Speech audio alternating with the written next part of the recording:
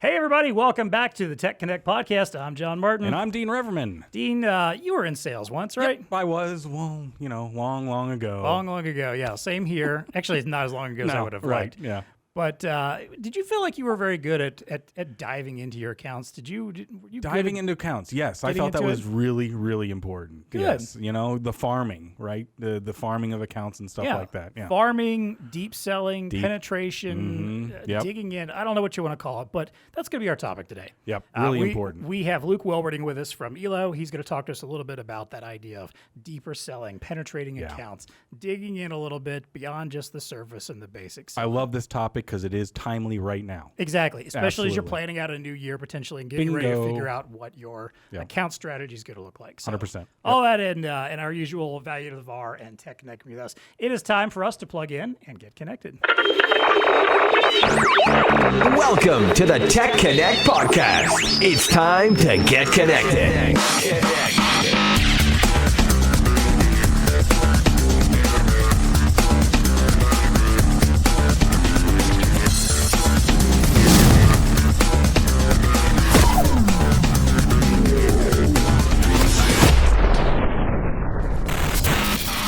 All right, as I said, our guest today is Luke Wilwerding. Luke is the Senior Director for North American Field Sales with ELO. Luke, thank you so much for being on the show with us today. Tell us a little bit about yourself. What's your day-to-day like at ELO, and how did you get to where you are? Sure, appreciate it. So again, Luke Wilwerding. I'm the Senior Director of North America Sales. I started out years ago as a tech nerd. I'd call it a systems admin, love taking stuff apart, putting it back together. And I found myself working for a bank, and the bank said, hey, every year we're going to give you a 2 or 3% raise. And I thought to myself, wait a minute, I can calculate this. By the time I'm retired, I'd only made this amount. And I looked at a sales guy and he says, well, I make this. I said, I've got to become a salesperson. And I'm a tech guy. I'm not, at that point I was a little, should I be a sales guy or not? I didn't know. But through that, I got a job at Compaq, moved on to Hewlett Packard, and from there, 15 years ago, I started with ELO, but I'd tell you I have a foundation in technology and have loved it ever since. Nice. We've talked about that before. I feel like most of our guests at some point in their life was just like a tech head. Mm-hmm. Yeah. They didn't necessarily it's not like anyone's grown up saying like, I can't wait to be a sales rep for a technology company or whatever. I mean, maybe that doesn't you are, happen. but I'd say for the most part, people are just someone who's engaged and love technology. Maybe you love science, just like the idea of this stuff. And it very much leads into this kind of a You kind of have to, because it gets really frustrating really fast if you don't have some affinity towards technology, right? Because now you're dealing with all this electronic stuff, and it's like, what? If that's not connecting with you, probably not the right industry to be in. But anyway, exactly. That's really interesting, Luke. And we were chatting a little bit earlier. You spent a little bit of time in Chicago, right? Behind you there. I did a tour through Chicago, still a Cubs fan today. Wish the Bears were a little further along or made it. But needless to say, I moved to sunny Phoenix, Arizona. I'm no longer shoveling snow. Oh, man. You don't shovel sunshine, so loving it out here. There you go. Yeah, I can get behind that. I know if I ever make that move at some point, it's going to be one of those kind of places where it's just sunny all the time. Yeah. Mm-hmm. Exactly. There's a lot to be said for that. Exactly. Yeah. All right. Well, Luke, you mentioned when you talked about getting into sales that part of the reason you did it is because, hey, the money's a little bit better. Yeah. But we all know also that in order to be successful at sales and get that kind of money and get maybe the nice commissions and bonuses that might come with your job, you've got to be willing to do a little bit more than just the basic selling. I think it's easy to pick up a phone and answer a call and somebody says, hey, I want to order X, and you punch it in and send them that order. That's fine. It's even kind of easy to upsell and suggest something to say, okay, well, hey, since you bought that monitor, can I sell you a power cord to go with it? Do you need the power strip that goes with it, or whatever, or a stand or something like that? That stuff I think is easy, but I think what we're going to talk about is a little deeper than that. How to actually get into your accounts and start diving in, understanding more about the needs of your customers, what really works for them, and where you can maybe find opportunities that just picking up that phone and answering a simple sales order is not going to get you to. So, Luke, let's kick things off by I kind of want you to explain a little bit of your interpretation of that difference between the top level selling. Is it similar to what I said, or is there other things that you think of when you think of that deeper account penetration and deeper selling? Well, I would say I start with people buy from people. So you have to begin with individual, I'm here to help. And as you work with the accounts that either assigned or you find, you've got to understand what those needs and wants are. And certainly one need leads to another. So you've got to start somewhere. And you just have to knock it out of the park. You have to be the person that's there for them, always available, just ready to help. And then I call it deep and wide, how to sell deep and wide. So once you've got a foothold, once you know the right person to talk to, the next step is to figure out who everybody else is. How do I map that organization? How do I understand if I call it the carpeted areas? I'm selling point of sale in the carpeted area.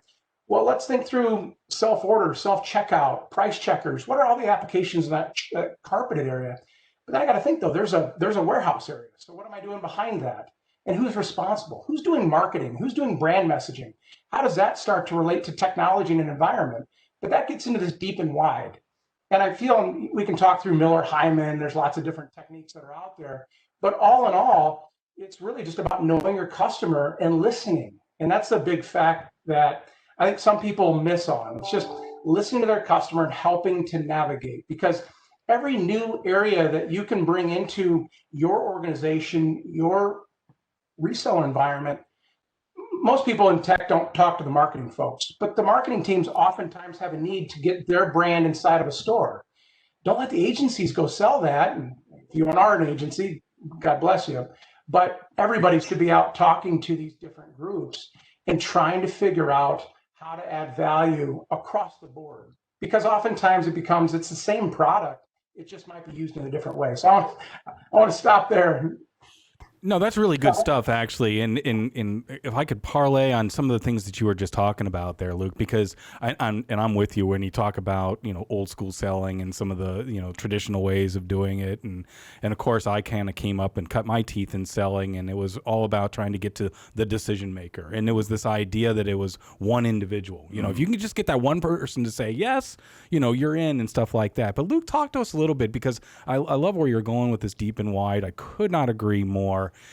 In today's world, and you can read books about this, there's the Challenger Sale book and stuff like that, where there are actually on a minimum of 4 to 5, I think is what that book preaches, 4 to 5 decision makers usually within any one given sales process. So Luke, talk to us a little bit about that. I mean, when you're going into an account, right? I mean, you're trying to get to know multiple different, departments and get to know people within those departments, because they're all influencing the sale today, right? They are. So a lot of it is that beginning motion is your initial contact. You're building trust. Again, going back to that people buys from people. But once you've built that trust and rapport, it's asking for the next level or the next layer or the sideways move to a different department. But I would say you can't do it. And again, there's strategy involved here, but you want to be careful, because someone's just not going to open the doors to the kingdom right away. You've got to build that rapport. And then once you're comfortable, you've got to ask for the next layer. Why have I done right by you? Did you get what you needed? Let's have a quick meeting with the CIO. I'm eager to share what we can really do. Or it's about budget. Let's talk to the CFO and figure out how together we can create a 2 to 3 year strategy that gets your business where you want it to be. But there's different ideas here. And then certainly, as you mentioned, those stakeholders, I love the technologists. I love to geek out and really work with people on technology, but there's always the people that are driving the business direction and strategy. And you've got to be able to relate to these different people at these different levels and understand and listen to say, what are you looking for? What problem are you trying to solve? And then build that trust and rapport. And I tell my team, you want a seat at the table. And once you've achieved that seat at the table, you're helping navigate now to achieve what they are trying to accomplish as a company or what their strategic goals might be. And that's well beyond just trying to get them the next widget or cable. It's saying, how do I become this true partner that solves problems for you, brings the right people to the table and expertise? And again, those types of motions earn you that seat. It earns you that first look at that next deal. It earns you that confidence to be introduced to that next department, that next opportunity. Yeah, I agree. I mean, when you think about penetration, you got to have a holistic kind of approach to the account. I can tell you a story that, and it's interesting. Actually, there's in a previous life that I had, we sold ELO displays, and one of our customers that we were going after was one of the major horse selling firms down in Lexington. And, and so we thought we had the right people in the room that were making the decision, because what we were proposing to them at the time, and this is about 10 years ago or so, was doing interactive touchscreen at the horse sale. Because if you've ever been to one, they call them hips. You can actually pull up videos so that you can see the horse running and stuff like that. Well, they wanted to make that interactive, and they wanted to do a touchscreen. So we thought we had all the right people in the room, the president and all the decision makers, but really one of the main influencers in this particular deal were the people that were going to be operating, down on the floor, if you will, operating the video and the whole mechanism. And it actually came down to their decision of what we were going to use and the technology that we were going to use. So, it makes sense when you're trying to sell. You got to go deeper or wide to get to know all the people. And then when you're in an opportunity, same thing there. Don't think that you have everybody maybe in the room that you need to have in the room. Keep probing. Keep asking those questions to get a little deeper and wider. Would you agree, Luke? It's not developing them as a prospect, but also when you get that opportunity. And you're making a really good point here. It's the technique of asking that next question. So I always stop, take the pause. Am I discussing what you want me to discuss? And they'll give me an answer, and I'm going to follow up on whatever they said and ask yet another question and continue to probe. And that gets into the technique of just how to learn and understand your customer. But yes, I mean, all in all, it's about that listening. And I'd also say it's just failing to prepare is preparing to fail. And I think we've all heard this before. But when you're in front of that customer, you've got to know what product or technology you're talking about. To again, go back to what we discussed and say, earn that trust, earn that respect, get that next opportunity for an introduction. And there's different ways to know that product. One is I can become the expert on hundreds of different products and platforms. The other way is to make sure you're bringing in the experts that truly know it. Because I think some people get caught up in the idea that they have to know everything to add value. And I think that's far from the truth. You just have to know everyone that does know the things you need to know to add that value. And make sure you're bringing the right people to the discussion. And it's okay to not know an answer. It's not okay not to get back to them with the answer. It's just, again, I think it goes back to the basics. And those basics are so important and key during the times that we're going through right now. Yeah, and if I could pick up on that during the times that we're in right now, couldn't agree with you more there, which is why I like how you opened up saying that, the listening portion of it and the helping to navigate. Look, right now, if you have customers, these are the ones that you want to go deeper and wider. If you're playing in hospitality, retail, and those industries that have been hit really, really hard, we're all praying that hopefully within the next 6 months or so, as the vaccine starts to roll out, maybe some life comes back to some of these businesses. They're going to have questions. They're going to need, answers and stuff like that. So the deeper and the wider that you can get in front of these organizations and helping them to develop the solutions, it's very timely right now. Yeah. If you have those customers, if you have those relationships, you really got to leverage them right now. Yeah, I agree. To kind of jump back for a moment to the use case that you mentioned with the horse farm. Yeah. Yep. It kind of goes back a little bit to that conversation we had on a previous episode, the effective selling strategies and presentations. Yep. I remember we talked about the TUFA method, which was something I learned in my last sales gig from a company out of Chicago, Impacts, who had this idea of doing presentations based around the concept of them, us, fit, action, which is kind of simple when you think about it, but it was just kind of putting a terminology to it that it could help you remember this when you were creating presentations. And the them part was always something they hit on, like, hey, there's a reason we start here because this is the most important thing. If the person you are talking to does not feel like you understand them and their business and what they're trying to accomplish, it doesn't matter how cool all the rest of your stuff is and how many products you've got to show and how amazing your presentation is. If they don't think you understood them, it means nothing. And that was an example of that where you didn't realize that the people who actually mattered here were the people who were going to have to use this technology every day. Yep. So, even if they're not the people you ultimately end up talking to and selling to, I think if you're in front of the so-called decision makers are the people that are actually going to sign those checks and give you that PO at least. And you can tell them, hey, I spent time with the people that will be using this every day. Here's what they loved about this. Here's where they said they were having issues. And here's how our stuff can help. That's all comes together into just one nice little selling sphere, I think, to put it all together. Yeah. So, Luke, I guess my next question for you is, I'm as a field salesperson, I'm sure you spend plenty of time out and about with reps from various resellers and people that are out there trying to sell. May bring you in as kind of the expert. Are there things sometimes that you see them doing right or wrong when you're out on visits or on calls with them, things where you think, man, this is where you have an opportunity to do something a little bit different than you are, and either maybe you jump in to dive deeper yourself, or maybe kind of sit back and think, that I would have done that a little bit differently. What goes well and what doesn't go well for you? I mean, the number one for me is I'll call it all go, no. And it's no knowledge of what your customer actually wants to hear about. Yep. Some people have a tendency to step into a meeting, make some quick introductions, and want to hit just play on their talk track and presentations. And that whole all go has got to slow, because reality is you need to understand what the customer really wants to hear about or listen or understand, or make a problem statement to you so you can address that through the process. And I would liken it to conversational selling. This is something that I think is just so important. It's asking those questions. It's 101 stuff though, but you'd be amazed at how many people don't kind of follow that track of listen to your customer, ask those questions, make sure everyone in the room's involved, because the person that's not talking in back, you might not realize that's the CIO. You might not understand it. So take the time to ask questions. And am I hitting what you're looking for?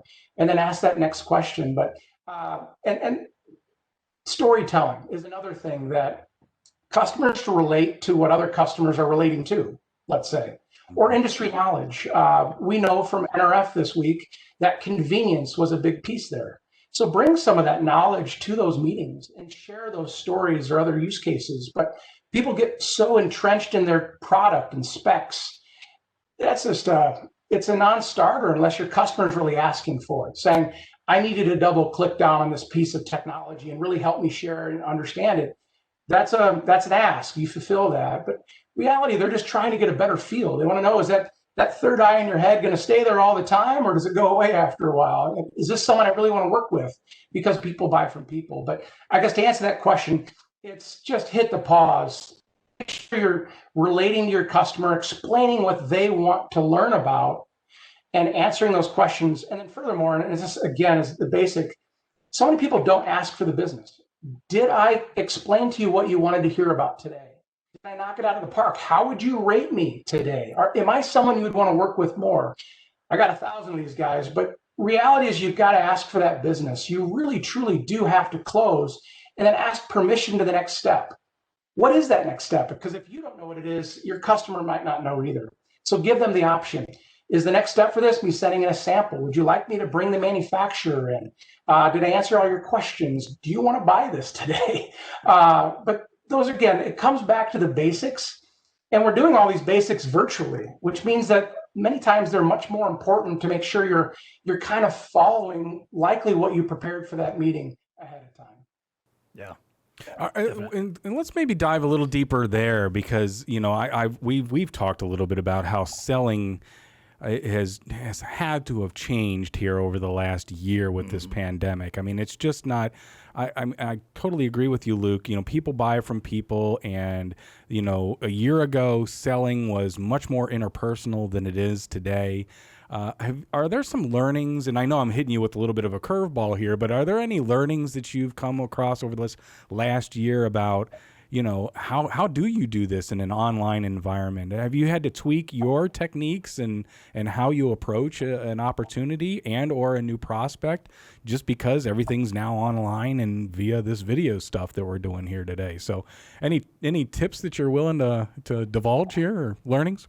Well, I'll share with you my personal experience here. I'm in my own ELO command center. I've got multiple monitors in front of me. I've got technology, the never before seen, new ELO backpack. I've got all this stuff in front of me. When I go to a customer site, I am not sitting in my command center. I don't have hundreds of presentation materials. I don't have easy access to websites. I don't have the picture books and storytelling right in front of me. There's so much opportunity now in terms of virtual selling if people are prepared for the process. I've got lighting now in my office. I make sure that the microphone's tuned. I did wear pants to this meeting. Just some of the basics. But in all, if you're prepared for virtual selling, it creates an opportunity to be extremely prepared. Because if you ask me a question about a product, I can pull a spec sheet up in a minute. If you said, hey, what do you do for this particular QSR? Have you done this in retail? I can show you pictures of what we've done within a minute, because it's all sitting in front of me in my selling command center, my cockpit of success. So if people create these types of environments to be successful, I think it's incredible what you can do. Yeah, not just resources like that, but I imagine you can even tap in, via Zoom or something like that. Let's say you have a product support specialist or something like that you need to dial in. You can do that, now instantly. So I like where you're going, leveraging the resources that you have and being prepared in that sense to do that. Really smart. That's interesting. And I love the idea of what you're talking about here, because I feel like most people in sales, when the pandemic was really hitting and we started going lockdowns and it became apparent that, look, we're not going to get out in front of people anymore. Right. There was this pervasive sense of doom and gloom in the sales world of, oh, great, if I can't get in front of people, it's over. Like, I can't do my job the same way. I'm not going to be as good at it. But I think kind of to your point, you suddenly realize, like, hey, I have so much more information at my fingertips that I never normally. Yes, there is always something to being able to shake someone's hand, look them in the eye, and have that face-to-face contact, and some of those context clues that come with body language and being in person with somebody. I get that, but at the same time, you have so many tools and tricks at your disposal. Your command hub, as you mentioned, this idea of all this stuff that you can access. When you said being able to, if you're on a call and say, hey, you know what? I don't know as much about that question you asked, but my product manager does. Let me see if I can get him on the call right now. Yeah. That's not something you might be able to do when you're out in the field with somebody. Not when you're cold calling or developing a prospect or something like that. It would be very hard to do. Right. I would think. Yeah. So I like that attitude of this doesn't have to be a negative. This doesn't have to be my sales are going to suffer because of this. It's just, hey, I got to take a different attitude about it. And in fact, maybe some stuff's actually even easier and cooler and better because I get to do it from home. And hey, maybe looking ahead, and I know we're going to talk a little bit about planning for the future here, when you do get back out there on the road again, maybe this means you find ways to take some of these cool tools along with you now. That you're out there in the field with ready access and better access. Maybe companies help people get better access to the tools they need while they're on the go, so that they can kind of replicate that experience of what they were doing in their office, but do it on the road as well. Yeah, right. So absolutely. And I'll just add one other comment that, and certainly getting back to traveling, I think there's a lot of salespeople that are sitting at their desks saying, when can we travel again?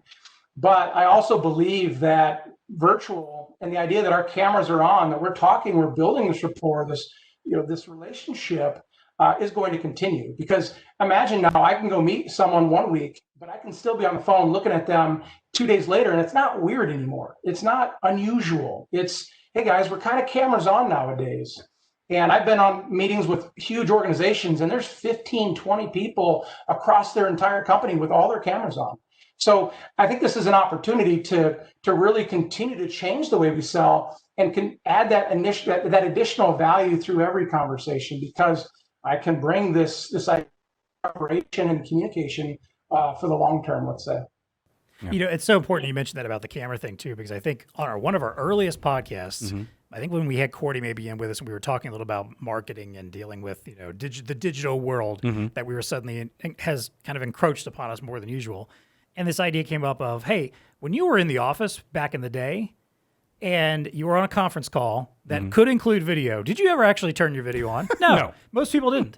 How many times did you get on a conference call where there was like 15 blanks, pictures or initials up on the screen, and maybe one person had their camera on? But now I feel like you're right. Everybody does it, even though we still don't have to. No. Right. There's plenty of calls you can get in where no one cares whether you're actually on camera or not. Yeah. But you're right. We've become so much more comfortable with it because it's become something we've had to do from time to time. So we all realize, this isn't a big deal. It's fine if I flip that open and actually get on camera. And thank you to all those that had those it fails, if you will, with kids in the background and dogs jumping on them, and to realize that wasn't an issue, and people just not don't a big care. deal, not a big deal. But I love where you're going, Luke, because I mean, you can still be, if you're prepared, if you still have the information, if you present yourself professionally, you can still get a lot accomplished. And actually, John, I mean, we talked about how, when you think about it, travel, there were some articles out there talking about how, certain sales have pivoted to the sense that they've really increased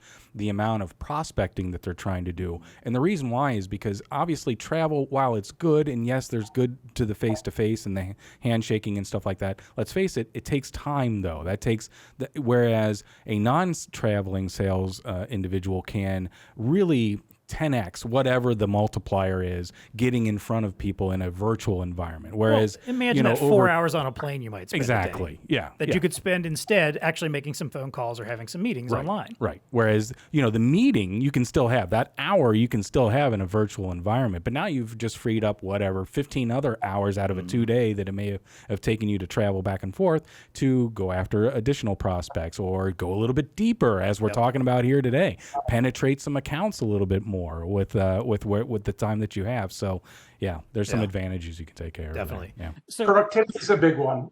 And I just want to that productivity piece, the one speed bump, I'll call it, or trap you can fall into is that I get X number of hours back a day because I'm not traveling. Just make sure you keep those hours and you use them for selling. Absolutely, for selling. Don't get wrapped around, I can do more reporting, I can do more internal stuff, or people know I'm sitting at my desk so I can do more forecasting. The focus has to remain on the selling piece. And that's the only thing. I just wouldn't give up my time knowing that I'm getting paid to sell. Because I have more of it, I need to keep my focus on that selling piece. And it's just a thing for other organizations to consider. And let's talk, if we could go down another little path that I made a note as you were talking, Luke, because again, John and I have been out of the sales realm and for about a decade or so. And I can remember back, one other piece, and we're talking a little bit about it here on the prospecting side and or trying to find out more about accounts that you have. Back in the day, that we didn't have LinkedIn, or at least I didn't have LinkedIn. We had, when I started getting out of selling, it was a little thing called Jigsaw, which was, I guess, a predecessor to Salesforce. And, if you uploaded your business cards, you would get credits and you could see other people's business cards of, accounts. I actually do not even know about this. Oh, I know. I know. I'm going back into like the early 2000s or the late 90s, I guess, at this point in time. But anyway, I think that with tools like LinkedIn, your ability to find out who the people are within an organization is there. Yeah. And you can, if you're trying to go deeper into an account or if you're just trying to prospect new accounts, that is a tool that it has got to be gold. I don't know, Luke. I mean, from a technique standpoint, what are some other ideas, or if there are other ideas outside of LinkedIn to help individuals try to get deeper with who do they contact? What are some of those things that you've been doing? So certainly the LinkedIn is it's a key focus for us, because I know with the number of connections I have specific to an industry, I can see other people, and I said, well, likely that's the person that's out communicating and talking to others. So I would say that as any selling organization, they should have a social strategy that says, okay, profile should look like this. I'm representing the company, and then understand how to navigate different aspects, because I might see an individual on the right-hand bar, I might see all the people they know. So I think there's some basic things in LinkedIn. We also leverage tools like IHL, some other research tools that help map the industry for us and help us understand aging product materials, what ISVs someone might be working with, just different aspects of that business. And then it still goes back to financials, or looking at what a company might be investing in, or where their growth was seen over the last quarter or multiple quarters. But again, these are the basic things. But I would, again, go back to selling tools like LinkedIn with the ability to connect multiple dots amongst people. And truthfully, many get lists for NRF, and it lists the title and it lists the company. And this is a little tip, but you just take that information, drop it in a Google search, you're going to get the name. and it's going to pop up in 5 different tools. So the ability to find people is minimized. You can find just about anybody. I think the key here is that how do you take those tools and information to build that connection and get to talk to the customer? And that's still a Yeah. I also liked where you were earlier, though, asking the question. One of the techniques I used to love is just ask somebody. If you're having a meeting with somebody about, even if you're not really in a sales mode, you're just kind of talking about, solutions that could be and stuff like that, I would always ask, so who else within your organization might be involved in something like this? And you don't, you can ask for the warm handoff. It doesn't really matter. I would walk out of there and, now I got a name and I know who to get to. So, right, Luke, you can always ask. There's nothing wrong with asking. Who else do you recommend I talk to? Yeah. A simple question. Yeah. Let's go with I'll go a step further on the basics, but people buy from people. So I can tell you that through all the tools that we leverage as a sales organization, we can find just about anybody, figure out decision makers to a point. But the reality is it's our partners, it's other manufacturers, it's those relationships and being good to our partners, good to our ecosystem players that help connect this broader ecosystem. Because if I did right as ELO by a particular VAR and partner, would they be willing to make that other introduction? I'll tell them who I want to talk to because I can find that information easily.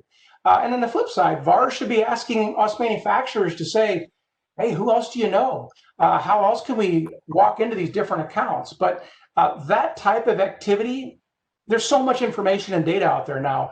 But again, going back to the basic relationship stuff, I think is under leveraged to a point. Yeah, definitely. Yeah. Well, let's jump back over to this idea of the whole deep selling and account penetration. And I want to ask you one question about, is there really any difference in how you approach those conversations or how you approach this deeper selling between a new customer or a customer that's been established forever? If you're going in brand new to somebody that you've never talked to before and you want to, you want to learn as much as you can about them from the beginning and get as deep as possible, or do you dial it back for a little bit until you have that established relationship versus what does that look like for somebody you've been in business with for 20 years?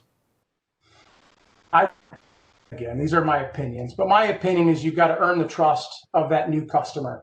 I need to go in, I need to wow them. It's fair game to say all the things that you're capable of doing, as well as sharing ideas, but don't get over your too in front of your skis kind of thing, because reality is you go too far and you might turn them off. And so I like to take an approach where for new customers and prospects, I'm just going to hit it out of the park. I'm going to overwhelm them with my responsiveness, the information, and the thoroughness of what I provide. And once I've provided that, I'm going to ask how I did. And once I get that confirmation that, wow, Luke, you've done really well, then that's my next question. Let me just track that. That connects to this. Can we talk about that? Or that works with that. Or I know within your organization, your warehousing and e-commerce environments are enormous. What type of mobile or technology is leveraged there? And so it gives you that ability once you've built that trust. And then as you work towards these existing relationships, I know so-and-so, we used to go fishing, we bowl together. That's a lot easier to navigate, but it becomes just, their time is important. So how do you quickly get to the point? I'd like to know this, this, and this. And I think it's just optimizing your communication with your key points once you know those customers, because then you can be a really valued partner because you're so efficient helping them navigate, get to the true need, and then, of course, bringing the right people to the table to solve those problems or requests. But again, just in summary, I look at a new customer as I like to earn their respect, their trust, and then ask for permission to sell deeper and wider into that account. Those things could be earned within days, or it could take weeks, it could take longer. And certainly your efforts and your ability to close and ask for that next step is important. And then furthermore, just when I'm selling deeper into accounts where I have those relationships, I want to be quick and efficient and to the point. And those customers, they know me and will respect that I'm really just trying to help them and get to the bottom of where we can grow the business together. One thing that I'd like to add here is, and I agree with everything that Luke just said, one thing that I was struck by, though, is that, another thing that in sales individuals, and hopefully there's a connection here, because you and I are both proponents of sales teams working with marketing teams. And I think that marketing, depending on the size of the organization, it doesn't have to be a big organization where you've got large sales teams and large marketing teams. This could be on the small reseller level where you have an individual or maybe two people that are tasked with doing marketing. But what I'd like to throw on the table is account-based marketing. It's a little bit of a buzzword right now, or a buzz acronym, ABM, in the world of marketing. But the idea here is that once you get an account or some knowledge of an account, to do some marketing within that account to try to get deeper and wider using marketing techniques, letting marketing help with the nurturing, if you will, of that account by raising brand awareness, raising solution awareness, stuff like that through the use of digital marketing techniques and stuff like that. So I would be an advocate if a reseller is not doing that today, it's something that they should consider doing. And that's a way that marketing and sales can work together, is when sales is out there prospecting, doing everything that Luke just said. You want to make sure you're earning their trust and outperform early, and absolutely amen, and you will win doing that kind of stuff. But it also wouldn't hurt to get your marketing team involved, because they can start softening some beachheads for you on other people within that account, so that you can go deeper and wider. And it's not just, who are you or what is your company? I have no idea who you are. Marketing can pepper them with some information and stuff like that. So anyway, I think that's a sophisticated way of kind of attacking an account, using multiple resources within a company, so with the whole idea of getting deeper, wider within it. Yeah, very much so. Well, I've actually got an extra thought on that, but I will save that, because I kind of want to ask our kind of sort of final question here, which is, looking ahead, Luke, to 2021, to this year. We are in January right now, and I imagine most people in sales are kind of, getting things together for the new year, planning out the year ahead, starting to think about their strategy. Mm-hmm. So let's talk to some of them and think, hey, if you're somebody that's still working out your strategy for this year, and you're thinking, all right, what's my plan? I know I'm going to spend at least the next several months, potentially half the year or more, working at a distance and not being able to get in front of my customers still. What should they be thinking about and doing when planning ahead for this year, as it relates to that deeper account selling and getting deep and wide into the accounts that they already have? Well, and you mentioned you kind of narrowed it. So if we're really looking at accounts that you already have an established relationship, I look at it to say, what are going to be the important key factors through fiscal 21? And we mentioned earlier convenience. What does that mean for a retailer, as an example? It likely means buy online, pick up in store, curbside. There's probably a play for mobility. It's going to look at back end, micro fulfillment, shipping. What does that entail? I need printers, labelers. I need some level of tech. I might need software, and certainly wrapping this all in services. But I look at the broader industry and say, where's the money going to be spent? What areas of the customers that I cover? Because if I'm looking at QSR, I'm thinking kitchen automation. I'm thinking driver distance, different ways that those QSRs are going to continue to work with the environment as restaurants' front ends are likely closed. Drive-through technology, timers, there's a plethora of different things that through our macroeconomic environment, I can look back and say, these types of customers or my customers need these types of things. Let me go talk to them. But it's doing a little bit of research. It's understanding where things are going, where people are spending their budgets, and then looking internally to say, how can I address these needs that are emerging? Certainly there's still the ongoing needs, but we know that there are emerging touch points. And those emerging areas are where real value can be provided, because you have this existing relationship. They're going to call you if they need another X. But where you could add that value is to say, Mr. Customer, things are starting to look at why. How are you preparing for this? Self-checkout, minimum wages going up in New York. It already went up in Seattle. How are minimum wages going to affect retail hospitality? In what ways are we seeing technology? And again, I can continue to go on, but you see the talk track here. It's understanding all the different types of applications, current and emerging, and looking at those trends to make sure you're prepared to bring value, not at the next thing they want to buy, because you got that nailed. It's where they should be going and what additional value you can bring on ideas, ideation, and innovation. Nailed it. Awesome.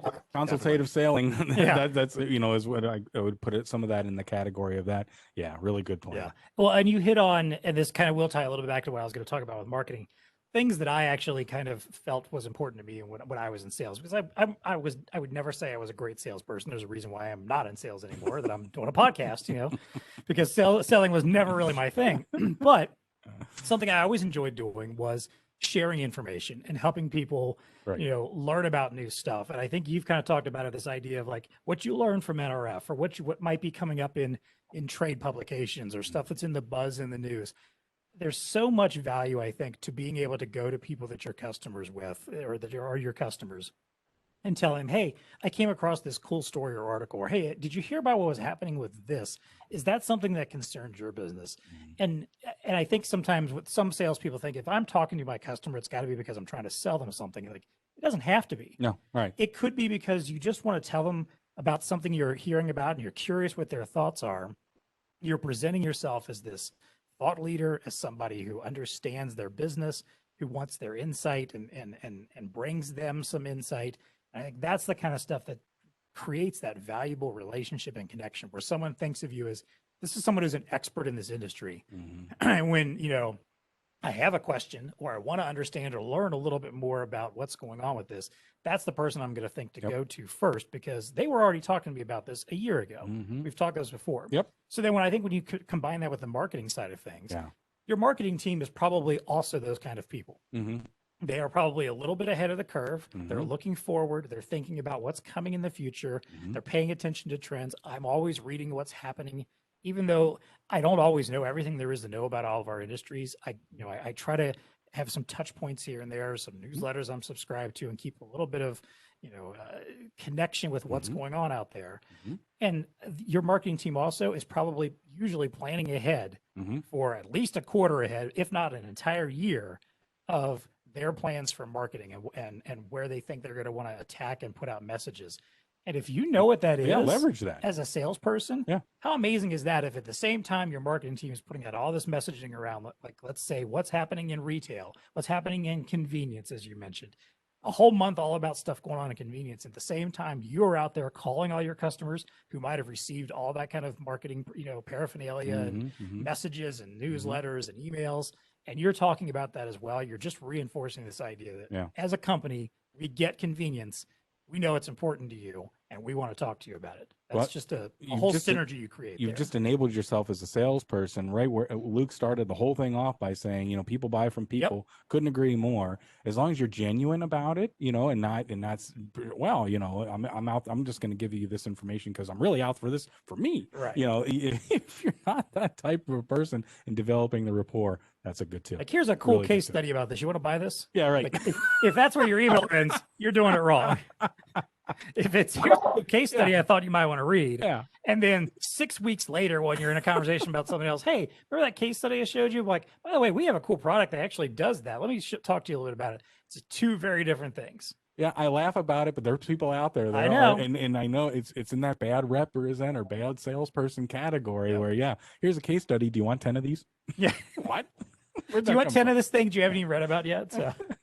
Yeah, and I like where you guys are. There's a little bit of patience here too, because as you talk about innovation and where things are going, you gotta make a quota today, but you gotta be filling your bucket for tomorrow, and that's making sure you're talking through FY21 budget, 22. Our price checkers on the budget for this year, is it next, the year after? But you can start to map out a 6, a 12, a 24 type month plan based on the primary technologies in an environment. And then you can furthermore start to map to say, what types of innovation are you looking at further? And it's probably not your store operations guy, as an example, in retail. It's likely someone who's dedicated to innovation, the old term of omni-channel or marketing or other. And this is the deep and wide. You've got to be able to spread the wings to look at filling that bucket for the future. And then one other comment, manufacturers have lots of material. So I like this track of how do I provide information to my customers? And if you haven't gone and found someone that's got cool products and said, hey, have you already built some one-pagers, or do you have something, a slick that I can send out, or information to help further enable my messaging to my customer base, you're doing yourself a disservice, because there are resources out there that can help you. Yep, definitely. Amen. Well, that actually kind of goes into our next segment about value to the VAR. But before we do that, I do want to pause, as always, and thank our TEConnect members, of which Elo is one. We very much appreciate your support for our show. We literally could not do this without you. This fantastic studio wouldn't happen without you. And Dean and I appreciate it because we enjoy doing this. That's right. But hey, if you have any thoughts about deeper selling or getting wide, or some cool tips and techniques that you have or questions you might have, please reach out. You can find us on Twitter at TEConnectPod. You can also email us TEConnect@BlueStarInc.com. All right. Well, as mentioned, we're going to wrap things up with our recurring segments. We start off with value to the VAR. This is where we kind of take our conversation, wrap it up in a nice little package, put a bow on it, and answer a question as it relates directly to our VAR audience. So my question today is, when we think about this idea of deep and wide selling, account penetration, digging in deeper, and I feel like, Luke, you've already really touched on this several times, but let's hone it into some talking points. How does working with a vendor like Elo or a distributor like BlueStar, and our relationship that we have with one another as well, how does that help VARs to dig in deeper and win and get better business out of their customers? Well, I'd liken it to a three-legged stool. You have to build something that's sturdy, durable, and it's built for the long term, let's say. And I'm proud that Elo brings some of the best technology, incredible innovation, but we have to make sure we can deliver that. And that's where a partner like BlueStar enables that inventory, that timing, and that communication, let's say. And then furthermore, our VARs know our customers. And but there's this piece where it all has to work together, let's say, to create this sturdy environment where that communication, both to Elo and to BlueStar as an example, has to be lockstep. There also has to be trust, and the idea that no one's going to know my product better than I am. So the idea that you should open the doors to partners that you trust and have something to offer to your customer. And whether that communication goes through BlueStar, it goes to Elo, this is where us working together in partnership opens the trust with your customer, because you've got immediate information, you know what's going on, you have the detail, let's say, of how things work. But I kind of want to stop there and make sure I'm answering the question, but I do look at this as forming the right partnerships for success to meet your customers' needs. Dang it, Luke, you took mine. Partnering is the word that I had written down on my sheet, but obviously you can tell that that's an important thing. In all seriousness, I mean, when you look at the organizations, Elo is channel friendly. They totally understand an ecosystem. And I'm so glad you said that word earlier as well, Luke, because it is all about an ecosystem. When you are a reseller, you are not on an island. What working with vendors like Elo who understand the channel, have resources aligned to help enable resellers out there through physical stuff, like PDFs and stuff like that, but also human resources like Luke and his team and the team of vendor reps that they have out in the field and the specialists that they have. When I was a reseller, one of the very first things that I understood when we started to get into hardware sales, because that was kind of new to us, was leveraging that relationship with the vendor. They have them. They have them, and they're there specifically to help you out. And so the more that you can partner and nurture that relationship, it is going to pay off. Same with a distributor like BlueStar. We are all in on the partnering and wanting to enable our partners through that. We have programs where we try to go out in front of and find software development companies through our TEConnect program. I mean, it's all about partnering and building that broader ecosystem. It can lead you to paths to grow your business, to expand your business, and find new opportunities, new innovation. Finally, what the partnering does is it taps you in not only to that ecosystem, but the innovation that's happening within that ecosystem. And that can be critical for your long-term success as well. So there you go, partnering. Yeah. One other comment, and it's just, and I preach this internally, it's about scale. So people can do stuff, people can do amazing things, but 2 people can do more. 3 people can do more, 50 people can do more. So you also have to look at your business as a VAR, in my opinion, and look at how best to scale. And it certainly points back to that partnering piece. And I can speak a lot about scale and how to try to achieve that through partnering, through the information that OEMs and BlueStar can provide. So just another comment. Yeah. I think early on, Luke, you kind of mentioned when you go in and meet with a client, and anytime, a lot of salespeople sometimes feel that need to go in and just know everything and be able to rattle it all off, and don't like to be able to say, oh, I don't know something, or maybe either make it up or, just fudge it a little bit. But, I think you hit the nail on the head earlier in this idea, and it just comes all back to this partnership and these relationships that you have with, the vendors and the manufacturers and the distributors, to bring in somebody and say, hey, you know what? I'm not the expert on Elo's touch technology. Luke is. He's going to tell you a little bit about that. Hey, I actually don't know exactly what we can do as far as configuring your display to get it ready to out of the box. BlueStar, they're experts in that. They have their custom config department that does that. I'm going to bring in our expert from BlueStar. They'll tell you all about what they'll be able to do for you in order to roll this out.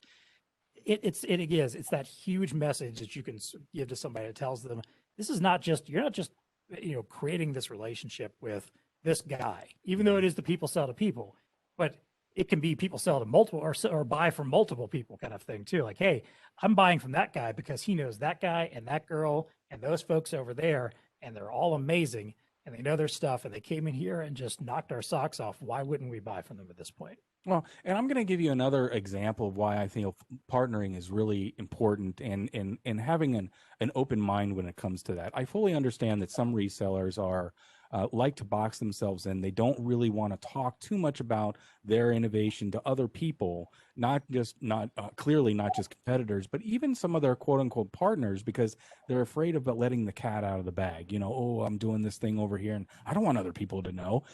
Okay, I get that to a certain degree, and maybe that's appropriate for some innovative solutions, but I can tell you that a lot of business back, in the day came from the ability to work with the partner, work with your ecosystem, make them sure that you're aware of the innovation. So one of the deals that we started getting into was digital signage in healthcare, which was really innovative back in time. Not a lot of people had it.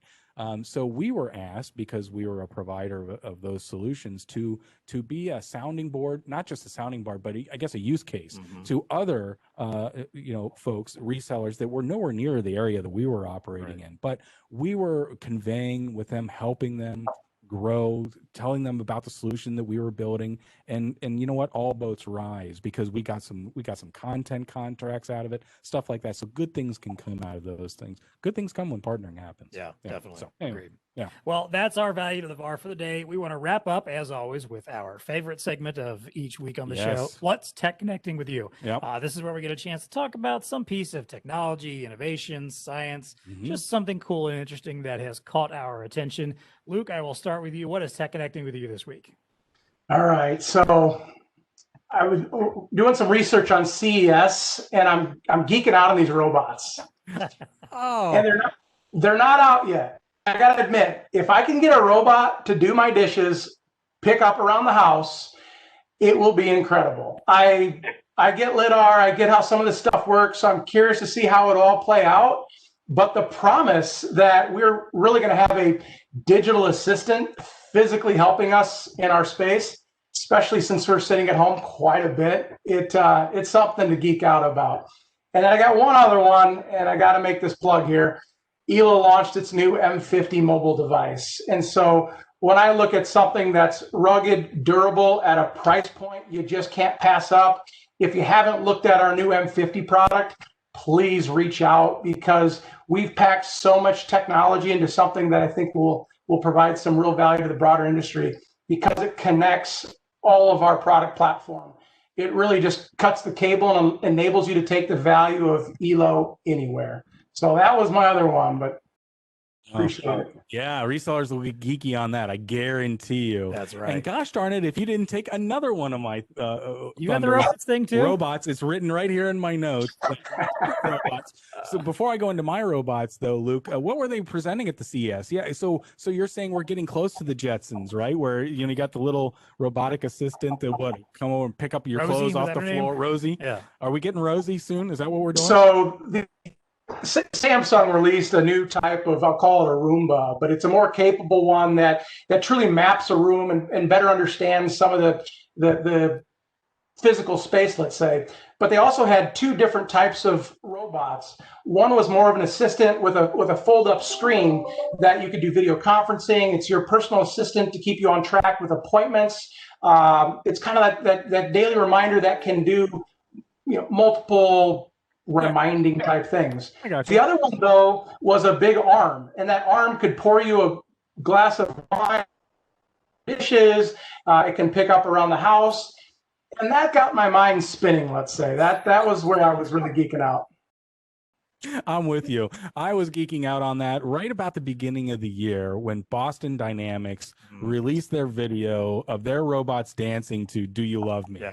And of course, we've all seen, if you're a geek at all, you're aware of Boston Robotics. You've seen their videos in the past, but man, that one just took it to a whole new level because it looked CGI. I mean, it looked like there's no way a robot is doing that. It's a little scary. Right? I mean, in the sense that these things were, if you haven't seen that video, just dance up to you as it's breaking your neck, Right?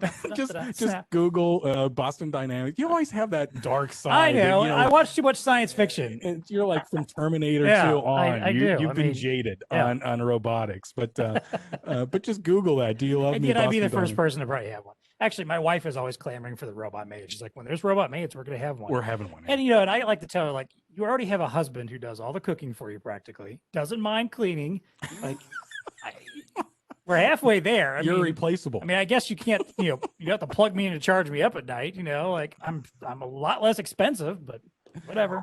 Well, in all seriousness, I mean, I think our industry needs to be very sensitive to it because you're going to see it back of house. You're going to see it in warehousing. You're going to see it's already coming there. And to see what's going to happen in the field of robotics over the next 5 years, I don't think it's a bold claim to say that, maybe they'll be in our homes just like a Roomba is. Maybe 5 years from now, it's not going to be uncommon to have some type of assistant in your home doing more than just vacuuming, doing other chores. I think to Luke's point, like with the whole arm thing, like we're not talking about someone who's literally just going to replace a human being entirely, but something that's more of a helper, something that is an assistant. And especially, I think if you think of elderly people, you think of people with disabilities, how amazing that kind of technology would be to help someone get a little, a little bit more assistance in their life that they didn't have before and be able to feel more comfortable living on their own. Absolutely. That alone, I think, would make it worth it. So I'm telling you, a lot of excitement around there, but All right, D, what's TEConnecting with you then? Well, that was my TEConnecting. Yeah, you stole it. What about you? Right. What you got? So for me, I have another podcast recommendation, which I feel like I'm always recommending podcasts, which again, you can listen to it after you listen to all of our podcasts. Yes, only after. Right. And rate us. But anyway. Yeah, when you're done listening to our podcast, you've given us a 5-star rating and review. Maybe you've listened twice even and told at least 3 friends. Then go to this one. Move over to Spotify, which this is a Spotify exclusive, and it's called 60 Songs That Explain the 90s. Right in my wheelhouse. We've talked about this, I think, before. Yes. The 90s is what I consider as my genre of music. I may have been a kid in the 80s, but 80s music, I didn't care about music back then. When I got into music, it was the 90s. So this is totally right up my alley. And it is just what it is. It's a guy from The Ringer, I believe, who is basically just doing a deep dive into various songs. The very first one is Alanis Morissette's "You Ought to Know," and he does a little bit of a dive where he talks about the origin of the song. Oh, cool! He brings some guests on to talk about what their perception of it is, and like their or their experience with the baby when they were at a certain age back in the 90s, and then kind of wraps it all together and gives you a little sample of the song at the end. Fairly short. I think they're like 20 to 30 minute episodes. So far I've listened to that one, Gin Blossom's Hey Jealousy. Some of the other ones I saw upcoming I haven't gotten too far in yet are Mariah Carey, Metallica, the Backstreet Boys. It's going to be a lot of stuff, I think, that's going to ring true to me from that era, stuff that you could not get away from on the radio, the stuff that was very influential. Honestly, I can't wait for Oasis. That is my all-time favorite band. There you go. I know it'll just be Wonderwall, which is the song that everybody knows, right? Still, it'll be a good conversation. What's it called again? 60 Songs That Explain the 90s. Boom. I think it's only on Spotify at the moment, so it's an exclusive one there. Which, I like hey, we're on Spotify, so yeah. You can go over there and still listen to us. Right. And then listen to this other podcast. There you go. So, all right. Well, that does it for us today. Luke, thank you so much for being on the show. We appreciate your great job, Luke. today. Thanks, sir. I appreciate it, gentlemen. Thank you. All right. So, as I said, this wraps us up. So, until next time, connected. Elo is bringing decades of touchscreen experience to the palm of your hand. Introducing the M50 handheld mobile computer, an enterprise-grade Android device built for efficiency and connectivity. With a 5.5-inch HD touch display, integrated 2D barcode scanner, Android 10 OS, and a rugged design for commercial use, the M50 is ready to seamlessly integrate via Elo View or the MDM of your choice. Long battery life, quick charge, Wi-Fi, Bluetooth, or 4G communications, and plenty of accessories make the M50 a bold new choice for enterprises like warehousing, retail, healthcare delivery, and more. To learn more, check out the link in the show notes or contact BlueStar's Elo team.